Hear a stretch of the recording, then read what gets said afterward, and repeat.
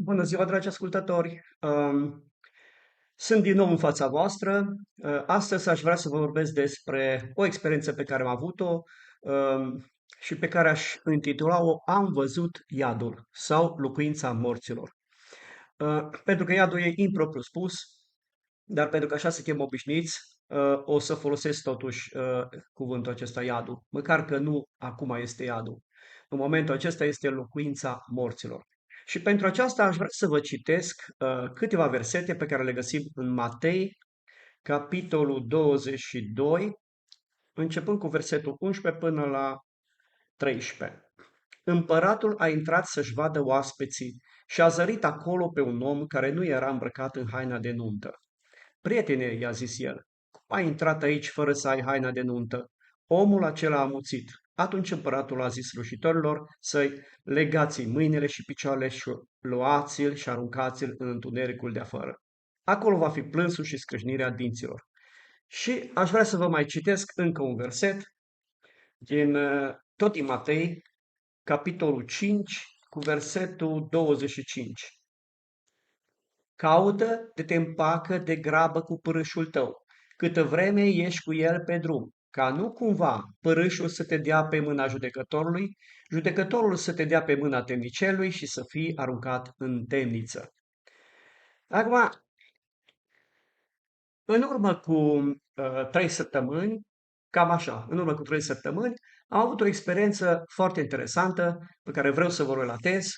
Deci, această experiență se împarte în trei. Prima dată a fost un vis, care o să vi-l povestesc, după aia încă două vedenii, răpiri, nu știu ce-a fost, dar a fost una după alta. Deci o să vă relatez exact cum le-am avut și cum îmi puneau eu întrebările, că nici eu nu știam ce înseamnă toate.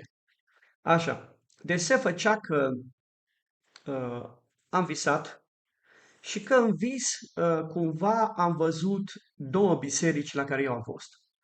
Și mi s-a arătat relațiile pe care le-am avut cu cei din cele două biserici. Deci în prima biserică uh, am fost și eu mai, cum să vă spun, copil în credință și nu am știut atâtea câte știu acum. Și nu am, să zic, nu am avut relațiile cele mai bune. Dar în biserica a doua am avut relațiile mult mai bune decât în mod normal. Sau în mod normal. Mult mai bune, așa cum ar trebui să le avem fiecare. Și eu visam, dar ce era foarte interesant că rețineam, era foarte clar visul și rețineam cam tot ceea ce se întâmpla. Și acum vreau să vă povestesc că tot în visul ăsta mi s-a tras atenția la relațiile pe care le-am avut cu 5 persoane. Și eu o să vă spun și persoanele, nu o să dau nume, dar o să vă spun cât de cât ce relații am avut cu ele, ca să, dacă mai este și altul în situația mea, să-și repare relațiile așa cum trebuie și să le repar și eu. Deși am încercat să le repar, nu pot să zic că am reușit cu toate, dar în mare parte am reușit. Dar totuși vă spun persoanele pe care le-am văzut în vis. Deci am văzut că relațiile pe care le-am avut cu două surori de ale mele de corp nu au fost în tocmai cele mai bune. Măcar că nu pot să zic că am fost certat sau cel puțin că sunt acum certat cu ele.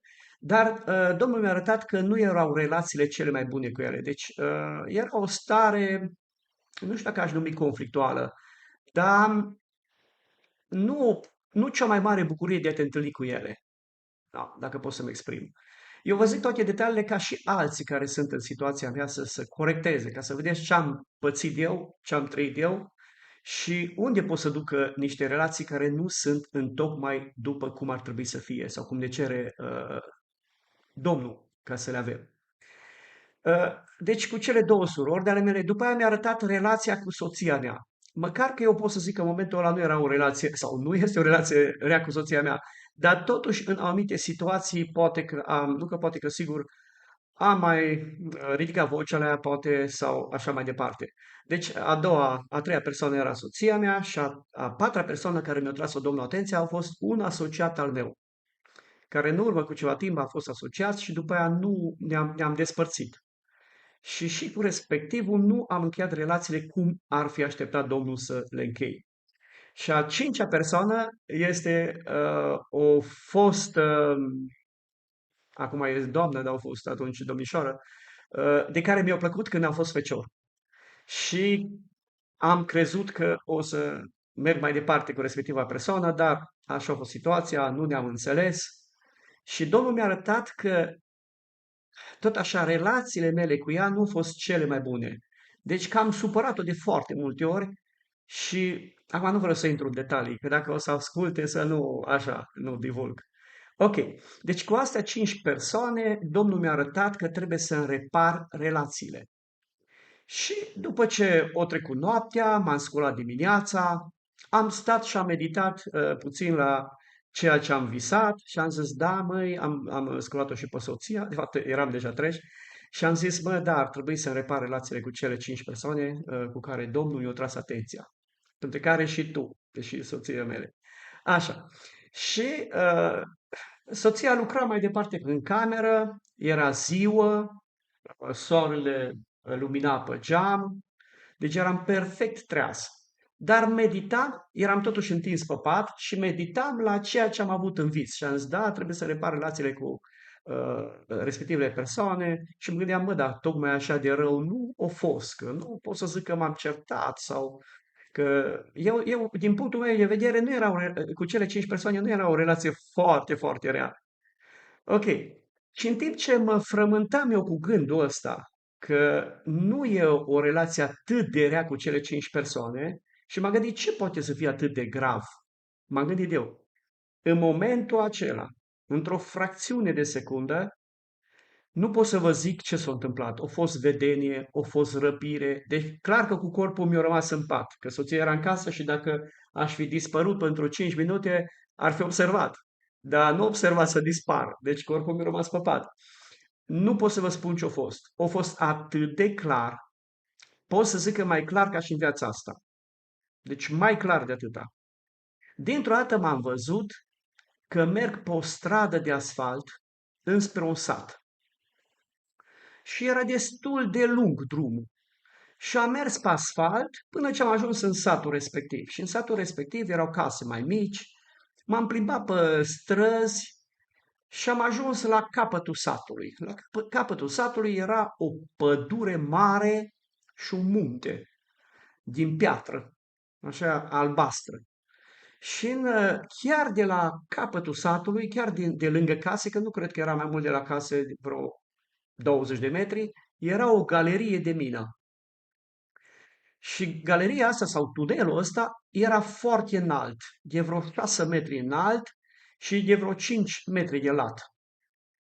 Și mie personal îmi plac galeriile și minele, că de fapt e domeniul meu, care l-am și învățat la școală și care mi-a plăcut.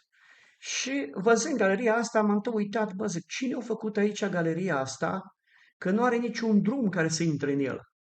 Deci nu e legat cu un drum. Nu m-am gândit, mă, o fi ceva, vor pe viitor să facă autobandă, că e foarte mare, dar nici nu atât de mare cât ar fi trebuit pentru autobandă.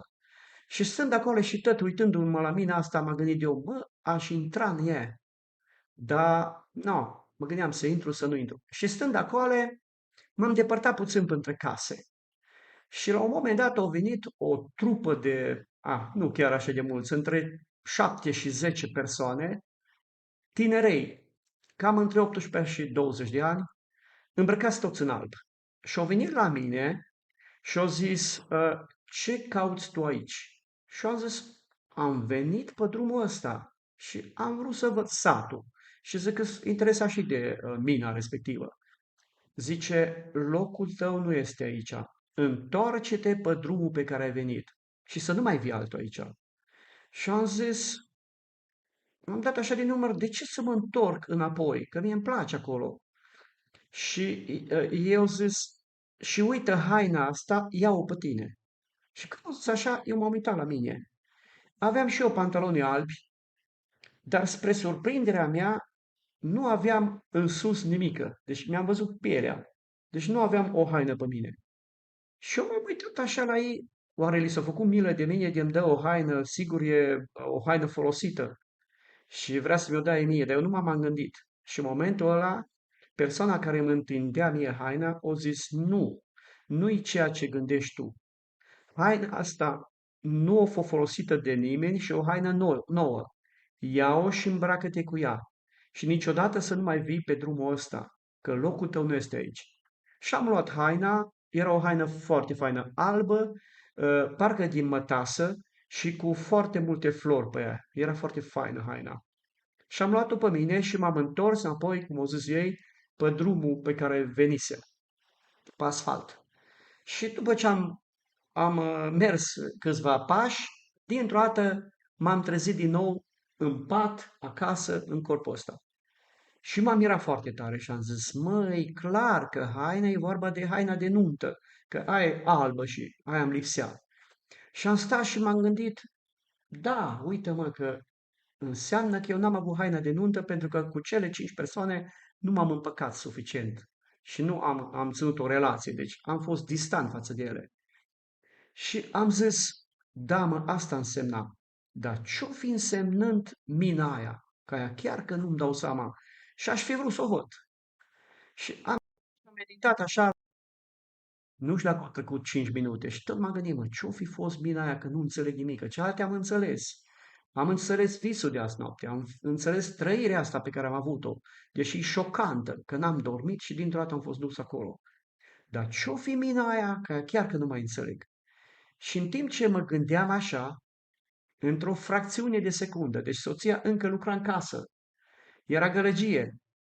Deci într-o fracțiune de secundă am fost din nou în fața minii, în fața galeriei respective. Și când am ajuns acolo în fața galeriei, am văzut o persoană îmbrăcată în albă și cam de vreo 30 de ani. Deci mai matur un pic decât ceilalți care mi-au dat haina să mă îmbrăc. Și a venit persoana asta la mine și a zis, dar tu vrei să intri în galeria asta? Și am zis, da. Dar zice, în galeria asta sunt pregătiri de război. Și am zis, acum m-ați făcut și mai curios. Acum chiar că vreau să intru. Că mie îmi place și am spus la respectiva persoană, mie îmi plac minele, eu vreau să văd pietrele de la mină, să văd dacă nu sunt minereuri, că am făcut și geologie. Și zic, sunt curios, eu acum chiar că vreau să văd și mai mult dacă mi-a spus că în mină să fac pregătiri de război. Și zice el către mine, bine, dacă tu vrei să vezi, zice, hai după mine. Și s-a întors în fața mea și a intrat înăuntru. Și eu cu el. Acum să vă dau mai multe detalii despre mina asta sau galeria asta pe care am văzut-o. Deci avea o înălțime de 6 metri și de vreo 5 metri de lată. Și pe mijlocul ei avea o alee. De o parte și de alta erau pietri. Aleea avea cam 3 metri lățime. Și piatră lângă piatră era pus încât să nu poți merge chiar pe margine. Deci mai era câte 1 metru de o parte și de alta. Și ce era foarte interesant că era așa de alea asta era atât de folosită că se făcuse, așa ca și mină pentru cei care știți, se făcuse fin. Nu mai era nici piatră, nici... Era fin, fin, fin. Datorită, îți dădeai seama că acolo au intrat mii și mii de oameni sau milioane de oameni. Atât de mult o umblat pe alea asta că devenise fină, fină, fină. Cum tot s-o sfărmat, pietle și tot, până ce s-a făcut fină. Și ce era foarte interesant, deci mă uitam la cum era făcută mina, deci nu avea deloc susținere nici de lemn și nici de beton. Era susținere naturală pentru cei ce știți. După aia, ce mă mira foarte tare, era lumină, dar n-am văzut niciun bec. Dar era o lumină portocalie, în care vedeai foarte, foarte bine. După aia, încă un lucru ce era foarte interesant, că eu tot mă uitam pe pereți mărgând, să văd cum e făcută. Nu se vedea nici măcar o urmă de daltă sau de tija de perforare, pentru care știți. Deci parcă cineva rupsese fiecare piatră separat, fără ca să-i facă vreo urmă de prelucrare. Și încă un lucru foarte interesant la galeria asta, nu avea niciun pic de infiltrații de apă, că la orice mină sau oriunde mergi să mai văd niște umezeli pe pereți sau pe alocuri picură. Dar aici nu era nici urmă de umezeală. Deci era o uscăciune, deloc nu era apă. Uscat, uscat, foarte uscat. Deci fără niciun pic de infiltrație de apă. Și eu tot mă uitam pe galeria asta că noi vedea și alte minerale, cuarț sau alte. Nu era nimică. Era ca și cum ar fi fost toată galeria din andezit albastru. Același material, dintr-un capăt până în altul.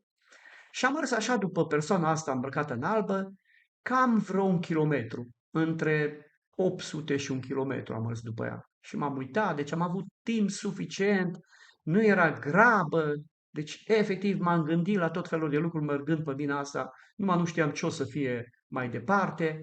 Și când am ajuns la aproape de capătul galeriei, că galeria dădea într-o deschidere foarte mare, într-o grotă foarte mare. Când să ajung la capătul galeriei, persoana asta în albu, care cred că a fost Inger, a trecut în spatele meu și a rămas la intrare în grota aia mare, deci în partea de galerie. S-a oprit acolo și am mers mai în față. Am intrat înăuntru, m-am uitat și am văzut un rând de oameni, că nu am văzut capătul. Deci erau așa cam 3-4 lângă oaltă, dar nu în formație, fiecare cum așa. Și un rând foarte mare. Și mi-am dat seama că ăștia așteaptă la ceva, așteaptă să fie undeva primiți. Și m-am uitat așa între ei și am auzit că vorbesc în diferite limbi. Dar am văzut un grup care intrase ultimul în partea asta de grotă, deci chiar ultimii, și erau români. Și am auzit că vorbesc în românește. Și am dat să merg către ei. Mergând către ei, am văzut că oamenii ăștia erau foarte. Acum o să folosesc niște cuvinte mai dure, dar nu am. Aia ceea ce mi-a trecut prin cap. Erau foarte nesimțiți. E o nesimțire rară. Deci, între oameni era și copii mai mici, da, așa am văzut de vreo 12 ani, 8 ani, și tineri, mai în vârstă, de toate vârstele. Dar am văzut femei și pe femei, partea asta de români, le-au pus să stea într-o poziție foarte ciudată, sub formă de masă. Deci stăteau așa pe spate și cu fața în sus. Și oamenii ăștia, că erau foarte nepoliticoși, se răzmau cu coturile de ele. Deci efectiv le foloseau pe post de mesă. Și numai că se răzmau cu coturile de ele, dar se răzmau și pe părțile intime. Deci foarte nesimțiți în ceea ce făceau. Și m-am mirat foarte tare. Ce fel de oameni așa de nesimțiți pot să fie? Deci să le folosească, să le pună pe femeie să stea ca o masă și să se resme de ele, așa cu o nesimțire. Și am ajuns la capătul rândului și prima persoană pe care am ajuns lângă ea, am văzut că se întoarce repede într-o parte să nu-i văd fața. Și m-am mirat de ce nu vrea să se uite la mine. Și atunci am pus mâna pe piept și am zis, te rog, spune-mi cum te cheamă. Și el și mai tare și-a întors fața. Și nu vrea să spună cum îl cheamă. De atunci am înțeles, nu pot să vă zic cum, că el nu vrea să-mi dea numele și nici să-i văd fața, ca nu cumva să spun afară cine este el. Pentru că era rușine de locul unde ajunsese. Și nu vrea ca să. Parcă știa că sunt vizitator acolo și nu cumva să știu cine e persoana. Probabil că o cunoșteau sau probabil că el mă cunoștea pe mine, nu știu să răspund. Dar am văzut că se întorce tare și nu vrea să spună numele. Și atunci le-am lăsat și am mers la următorul. Și am zis, te rog, spune-mi tu cum te cheamă. Și el rapid s-a întors înapoi și ăla în cealaltă parte. Și nu vrea să-mi zică numele. Și m-a mirat foarte tare. Și am văzut că au o răutate în ei. Deci fiecare când se uita, numai răutate avea. Deci era unul și altul la fel de răi. N-am văzut unul bun între ei. Toți erau răi. Cu gânduri, când se uita la tine, numai se gândea ce ar putea să-ți facă rău. O să vă spun că erau îmbrăcați cu haine și încă haine bune. Deci nu cu haine de lucru, n-am văzut. Toți erau îmbrăcați în haine bune. Și eu am mers la a treia persoană și iar i-am pus mâna și am zis, te rog, spune cum te cheamă, la aceeași reacție. Și-a întors capul într-o parte, să nu-l cunosc și nu vrea să spună numele. Și am mers așa până la a cincea persoană. La a cincea persoană am prins un pic așa de haină și am tras, te rog, spune și să întorc cumva, să văd cine e. Și atunci o altă persoană de la o mită distanță o zis către un băiat așa de vreo 12 ani, măi, du-te, vă spun exact cu expresia care o folosit-o, du-te și bagă-i vreo 2 pumni la ăsta. Deci să mă lovească pe mine. Că de ce nu-mi văd de treabă și de ce tot continuu să-i întreb cum îi cheamă și mă uitam la ei. Și persoana asta mică de vreo 12 ani, venind înspre mine și-a pus repede o mască ca să nu văd că cine e. Probabil că și pe aia aș fi cunoscut-o, nu știu. Și-a tras o mască pe cap.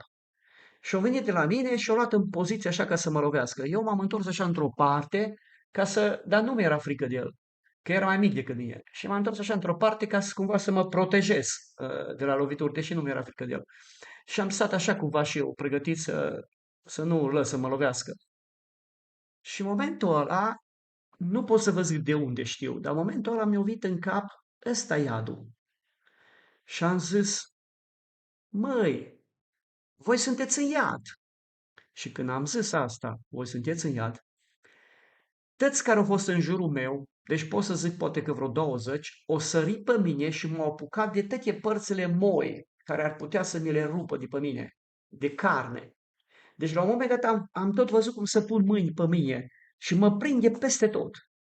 Aș putea să zic mai multe, dar vreau să păstrez un anumit nivel de uh, moralitate a filmulețului ăsta și să nu zic lucruri care nu sunt de spus.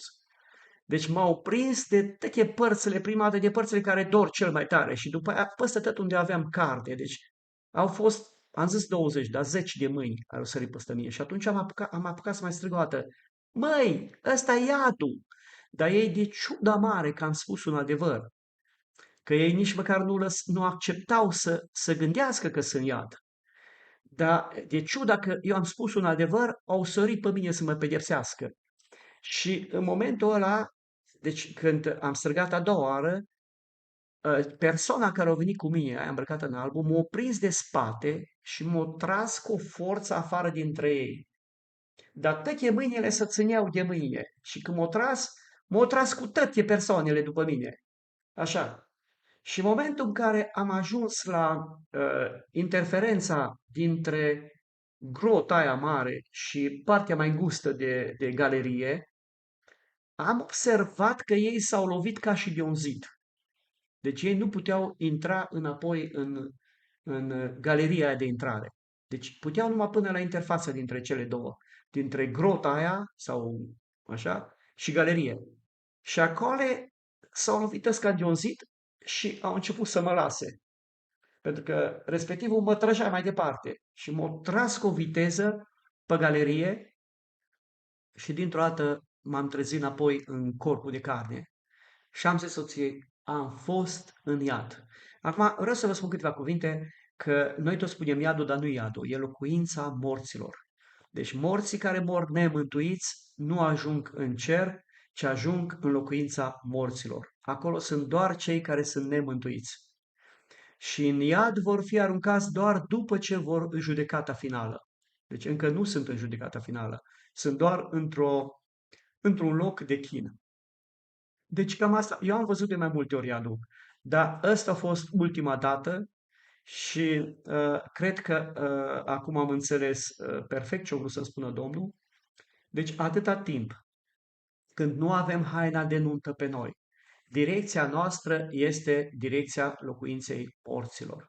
Deci noi ne îndreptăm înspre locuința morților, înspre iad, acolo unde sunt cei nemântuiți.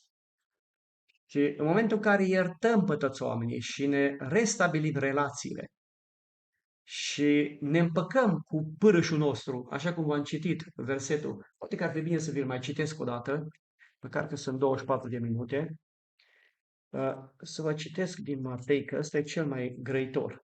Caută de te împacă de grabă cu pârâșul tău, câtă vreme ești cu el pe drum, ca nu cumva pârâșul să te dea pe mâna judecătorului, judecătorul să te dea pe mâna temnicerului și să fie aruncat în temniță. Deci dacă noi nu ne împăcăm între noi și nu ne împăcăm cu părâșul nostru, poate că sunt unii oameni care au motive să aducă o pâră împotriva noastră, uh, spune cât timp suntem în corpul ăsta, cât timp suntem pe pământ, să încercăm să ne împăcăm cu părâșul nostru, încât să nu avem lucruri, să nu fim certați cu ei. Pentru că în momentul în care suntem certați, nu avem haina de nuntă. Și atunci nu putem ajunge în Împărăția lui Dumnezeu. Deci suntem în direcția spre ea. Acum, filmulețul ăsta e mai mult pentru, zic eu, pentru cei care au o anumită cultură religioasă și știu la ce am făcut referire. Deci nu o să stau să dau prea multe detalii, pentru că deja sunt 25 de minute. Deci vă mulțumesc pentru amabilitatea cu care m-ați ascultat și așa cum am spus data trecută, vă spun și acum, dacă nu credeți sau vi se par că sunt lucruri prea exagerate, vă rog să nu ascultați filmulețul ăsta, să-l închideți mai repede sau, dacă ați ajuns până aici, să nu dați curs acestui filmuleț. Dar pentru cei care știu despre ce am vorbit și înțeleg că sunt avertismente de la Dumnezeu pentru noi și nu sunt numai pentru mine, vă spun că sunt pentru multă lume, după cum ne-a spus Domnul. Așa că vă las și Domnul să vă ajute în tot ceea ce faceți.